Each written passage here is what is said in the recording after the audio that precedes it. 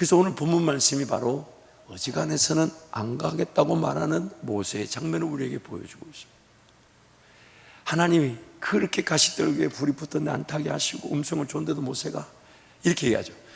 하나님, 저는 말할 줄 모릅니다. 저는 또 뭐 없다고 하여튼 이래서 안 된다, 저래서 안 된다, 그래서 못 간다. 그러나 모세의 마음 자세히 들여다보면 안 간다는 거죠. 안 간다. 근데 하나님이 모세를 설득하셔. 못 간다, 안 간다 하는 그 모세를 설득하셔서 네 손에 뭐가 있냐? 지팡이요. 던져라. 던졌더니 뱀으로 촥 바뀌어. 얼마나 놀랐겠냐. 우와, 뱀의 꼬리를 잡아라. 꼬리를 딱 잡았더니 지팡이로 촥 바뀌네. 근데도 나는 말할 줄 모른다, 못합니다, 안 합니다. 아유, 우리 교인들도 그런 사람들 많아요. 연말 되면 사역자들하고 눈을 안 마주치려고 그래요. 뭐 시킬까봐, 내년에 뭐 마트를 할까봐 벌벌벌 떨고, 주로 또 3부, 2부 예배 드리다가 1부 오는 항존직분자들.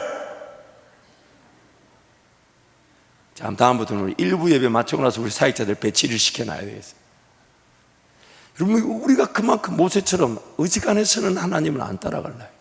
하나님이 이번에는 품에 손을 넣어라. 넣었다. 세상에 문둥병이 걸렸어요. 나한이 생겼어요. 그러면 어떻게 다시 손에 넣어라. 넣었다 빼니까 깨끗하게 치료가 됐어요. 깨끗하게.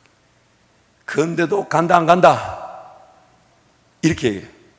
오 주여, 김 집사를 보내주옵소서.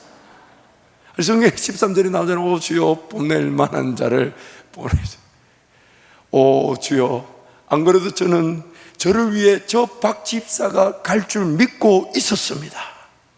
하나님, 나는 됐으니 저 사람 써주시고, 저 사람 보내주시고, 저 사람 사용하시고, 저 사람 복받게 하시고, 저 사람 잘되게 해주십시오. 오 주여, 보낼 만한 자를 보내소서. 그런데도 하나님이 성경에 보니까 이렇게 나오죠. 노하시면서. 근데 또 내용이 재밌어요. 노하시면서 설득을 하세요. 이렇게. 말 잘하는 아론이 있지 않냐? 내가 너를 그 아론에게 연결시켜 줄 테니까 가자. 그래서 할 수 없이 모세가 갑니다. 그때 하나님 말씀하신 대로 형 아론을 만나고 이제 애굽왕 바로 앞에 딱 섰어요. 그래서 이제 하나님 말씀하신 대로 말씀을 전했어요. 우리 백성들을 내보내 주십시오. 우리가 하나님을 예배하겠습니다. 그러니까 바로 왕이 이것들이 뭔데 갑자기 나타나가지고 저 종살이하고 노예로 잘 지내고 있는 인간들을 보내달라고 하나. 그러면서 결론을 이렇게 내죠. 저들이 편한가 보다, 저들이 일할 만한가 보다, 저들이 살만한가 보다. 그래서 그 이스라엘 백성들에게 시켰던 노역이 이 벽돌 만드는 거였는데, 벽돌 만들 때 안에 그런 뭔가 뭉쳐지게 하는 집이라는 게 들어가 있어야 되는데 집도 주지 말거라. 자기네들이 그 집까지 다 구해와서 벽돌을 그러나 기존 숫자대로 만들도록 해라. 이스라엘 백성들이 난리가 났어요. 언제 우리가 당신네들한테 리더가 되어달라 했냐? 언제 모세 아론 당신한테 우리를 건져달라 했냐? 왜 우리한테 와서 더 힘들게 하냐? 어렵게 하냐? 모세가 그걸 딱 듣더니 하나님 앞으로 가서 이스라엘 백성들의 원망과 불평을 그대로 하나님 앞에 올려주면서 자기도 원망합니다. 내 안 간다 했잖아요. 내 안 한다 했잖아. 뭐냐고. 하나님 앞에 자기도 더 원망합니다. 자기도 더 불평.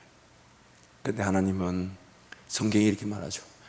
노하기를 더디하시고 자비하시고.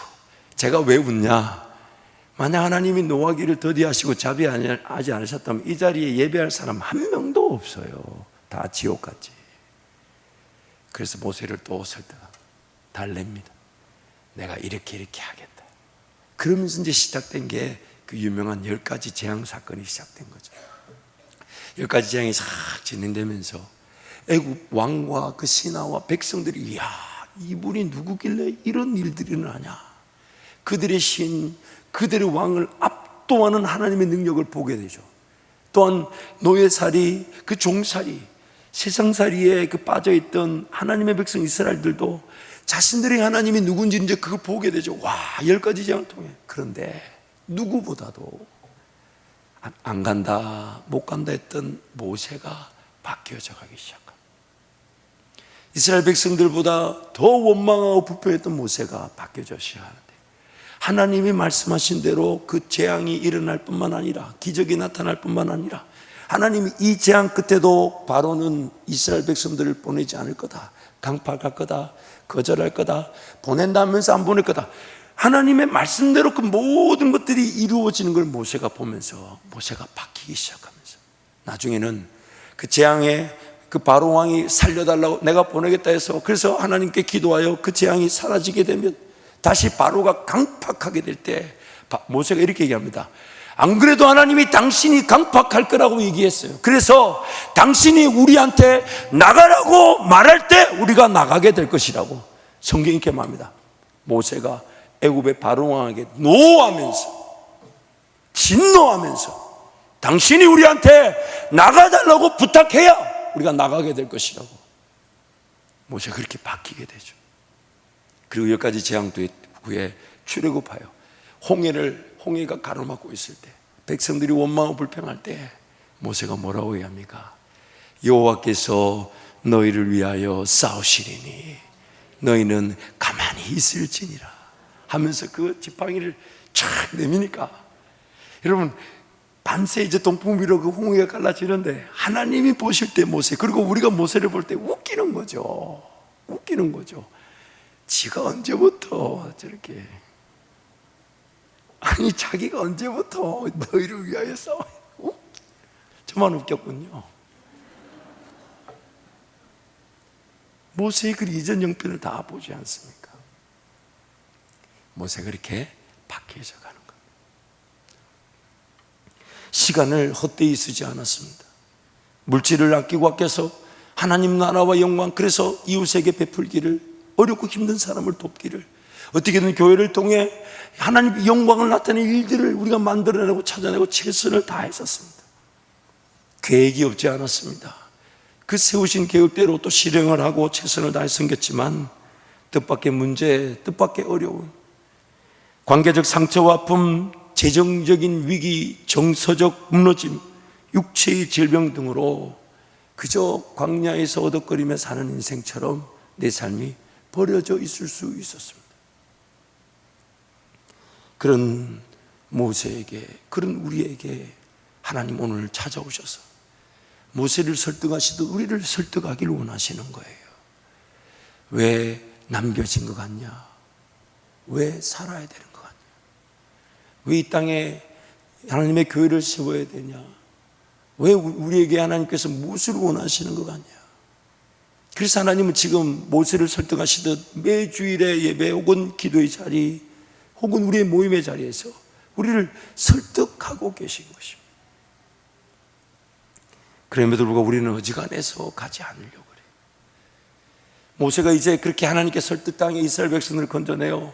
이제 홍해를 가르고 딱 가니까, 이제 광야에서 이스라엘 백성들을 인도하는 기간에 모세가 결코 알 수 없었던, 그러나 모세의 삶의 진정한 행복, 진정한 즐거움이 무엇인지를 모세가 그때 깨닫기 시작했어요. 그게 뭐냐면 하나님의 음성을 들으며 하나님과 동행하는 것. 하나님이 말씀해 주시니까 기적이 나타나며, 하나님 말씀해 주시니까 쓴물도 단물이 되고, 하나님 말씀하시니까 하늘 문이 열려 만나가 내리고, 하나님 말씀하시니까 반석을 치니 물이 나고, 하나님 말씀하시니까 어떤 대적 세력도 다 물리치게 되는, 무엇보다 하나님이 모세에게 대면하여, 그래서 이렇게 아주 하나님이 친구와 같이 모세와 대면하여 말씀하셨다. 그 말씀이 얼마나 감미롭고 그 말씀이 얼마나 깊고 그 말씀이 얼마나 모세를 사로잡았으면 시내산 위에서 40일 밤낮 주야를 깨어 있어서 금식하며 하나님과 동행하는데 모세가 사로잡혔더라는 거예요. 40일을 먹지도 마시도 자지도 않아도 하나님의 음성을 듣는 모세가 그렇게 하나님 앞에 음성을 들으며 하나님과 동행했다는 거예요. 그 모세가 하나님과 대면하는 것이 얼마나 행복했던지, 모세가 해막이라는 그런 성막에서, 해막에서 하나님과 동행할 때 그 성막 바깥, 진 바깥에는 여호수아가, 수종자 여호수아가, 모세는 하나님과 대화하고 진으로 돌아가지 말고 그는 그 자리에 남아서 그 하나님과 대화를 나누셨던, 모세와 대화를 나누셨던 하나님을 사모함으로 그 진 밖에 머물렀던 여호수아의 모습들. 모세가 이걸 몰랐던 거예요. 이걸. 그래서 모세가 하나님과 동행하면서 음성을 듣다가 그 음성에 빠져들고 그 음성의 매력을 느끼고 그 음성에 행복하고 그 음성이면 충분하고 하나님 한 분이면 충분하니까 나중에 모세가 하나님 앞에 뭘 구합니까? 하나님, 제가 하나님 얼굴을 보고 싶습니다. 하나님 얼굴을 보고. 감히 그 죄인이 어떻게 하나님의 그 용안을 봅니까? 근데 하나님이 그 모세의 그 원함에 어떻게든 보여주고 싶으셔서 얼굴은 못 보여주니까 뭘 보여주십니까? 뭘요? 그래서 성경 통독을 하자고 이 연사 얼마나 외치고 있습니까, 여러분? 하나님이 얼굴은 못 보여주면 뭘 보여줬어요? 왜? 긴가민가 합니까? 등을 보여주셨다 하잖아요. 등을 보여주셨다 하잖아요. 감히 죄인된 사람이 하나님의 얼굴을 구하다 못해.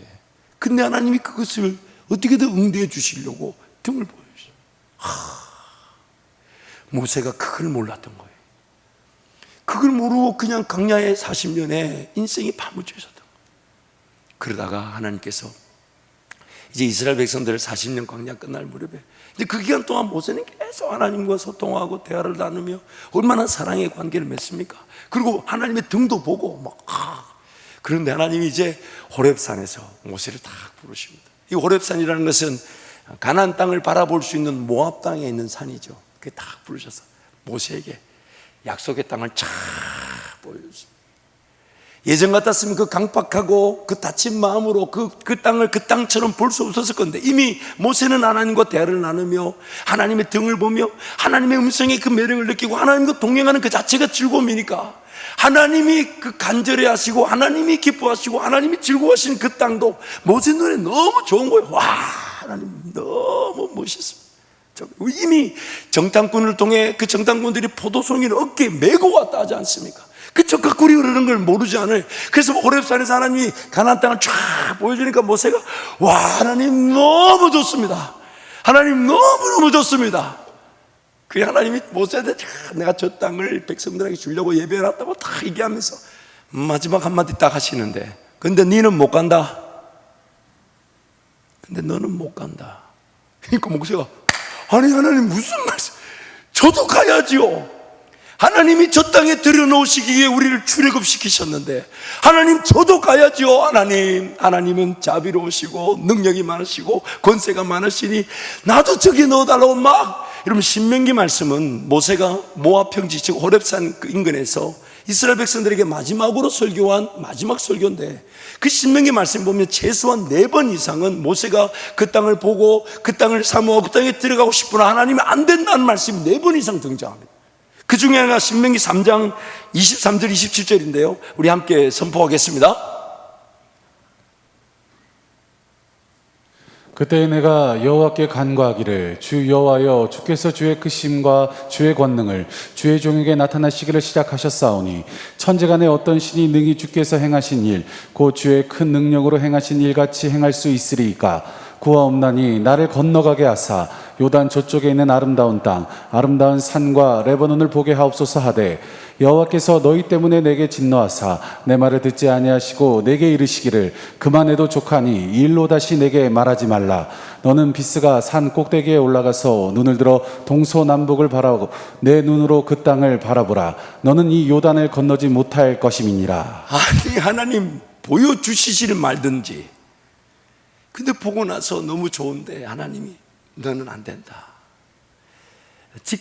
직간접적으로 2가지 이유를 성경이 말하죠. 첫 번째는 물이 바라는 곳에 이르렀을 때 물이 없어. 그래서 하나님이 반석을 한 번 쳐라. 근데 그 반석을 2번 치죠.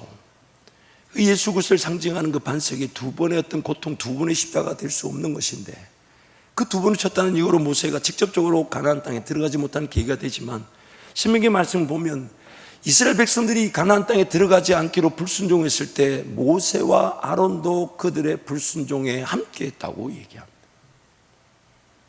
그래서 그 약속의 땅을 보며 그 벅찬 감격, 가슴, 그래서 나도 하나님 저 땅 하나님과 함께 들어가고 싶다 하지만 하나님이 안 된다 했을 때 모세는 자기 삶을 뒤돌아보면서 엄청난 어떤 후회와 반성이 일어났을 것입니다.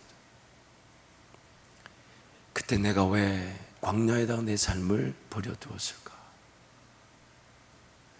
하나님을 더 기대하고 하나님을 끝까지 인내하지 못한 채, 그 음성을 기다리지 못한 채, 식별하지 못한 채 왜 그냥 내가 할 수 있는 방식대로만 살았을까?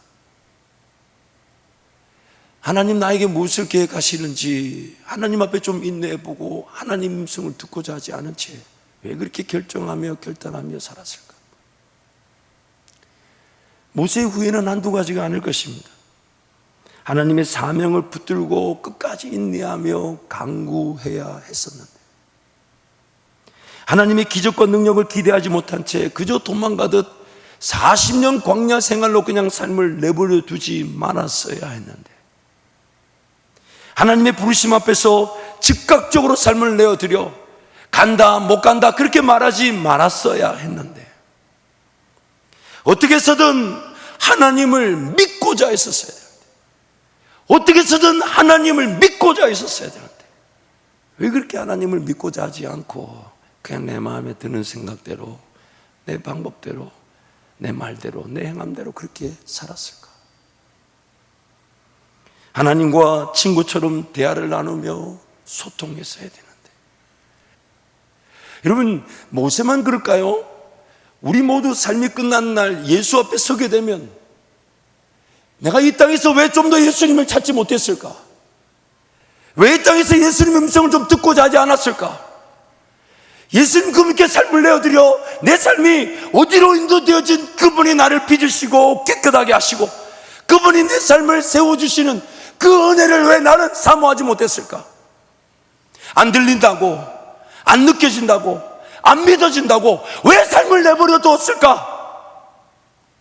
천국과 지옥이 명백한 예수 심판대 앞에서 우리 모두 아마 동일한 후회를 하게 될 것입니다. 물론 그 후회가 없이 잘 살아온 사람 아무도 없겠지만, 그러나 우리 모두 다 하나님 앞에 서게 되면 그 아쉬움을 토로하게 될 겁니다. 내가 왜 하나님을 좀 더 믿어보지 못했을까? 내가 좀 더 하나님을 확인해 보지 못했을까? 내가 좀 더 적극적으로 주님을 찾지 못했을까? 내가 좀 더 적극적으로 죽으면 죽을지언정 하나님 음성 듣는 게 가장 소중한데 이것 붙들고 하나님 음성을 놓치고 있는 건 아닐까? 그 두려운 마음 왜 나한테는 없었을까? 그렇게 우리는 후회하게 될지도 모릅니다. 시편 말씀에 보면 시편이 기록된 연대로 볼 때 제일 오래된 시편이 바로 시편 90편인 모세가 지은 시, 모세의 시편입니다. 모세의 시편 중에 10절부터 90편 10절 13절 말씀인데 우리 함께 선포하겠습니다. 우리의 연수가 70이요 강건하면 80이라도 그 연수의 자랑은 수고와 슬픔뿐이요 신속히 가니 우리가 날아가니다. 누가 주의 노여움의 능력을 알며 누가 주의 진노의 두려움을 알리까? 우리에게 우리 날 계수함을 가르치사 지혜로운 마음을 얻게 하소서. 여호와여 돌아오소서. 언제까지니까? 주의 종들을 불쌍히 여기소서. 아멘. 주여 우리 날 계수함을 알게 하여 주십시오. 왜 이런 이런 말을 고백을 할까요? 자기 삶을 뒤돌아볼 때 잃어버렸던 40년,